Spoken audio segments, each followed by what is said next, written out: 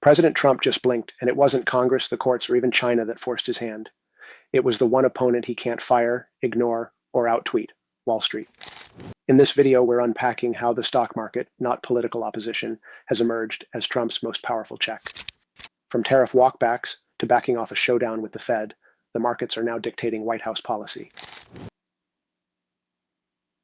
Since returning to office, President Trump has moved fast, consolidating executive power, challenging global trade alliances, and threatening to fire Federal Reserve Chair Jerome Powell. But each time the market nosedived, Trump quietly reversed course. When tariffs sent the S&P 500 into a tailspin, Trump paused them for 90 days. When bond markets freaked over a potential Powell firing, Trump backed off. As one former advisor put it, Trump sees the stock market as a barometer of the American mood. And lately, that barometer is running cold. Let's talk about that Powell story. Publicly, Trump claimed he never intended to fire him. Privately, his lawyers were exploring it. The law says you need cause to remove a Fed chair, something like fraud, not just a disagreement on interest rates. Trump's own cabinet warned him this would tank the markets and change nothing. Why? Because Powell isn't a one-man band. The Fed's rate-setting committee largely agrees with him. Even Trump's own appointee, Vice Chair Michelle Bowman, has warned against cutting rates too soon. Economist Tim Mahedy summed it up.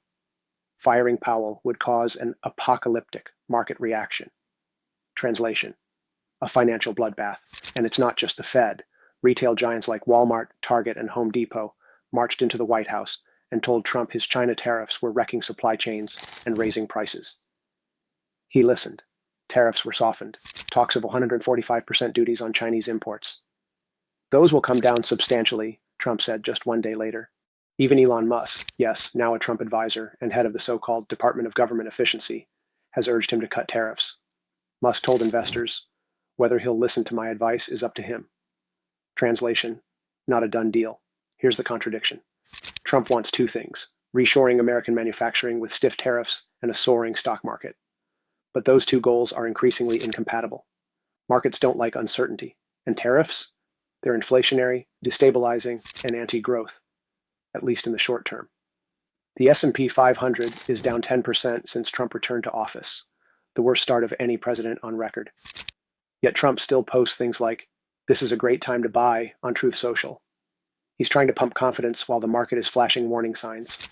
And unlike his first term, when the market surged nearly 67%, the current numbers aren't in his favor. Trump may dominate the headlines and reshuffle Washington, but one force remains outside his control: the markets. They don't care about party loyalty or polling. They react to risk, policy, and perception. And right now, they're Trump's most effective and unforgiving opponent.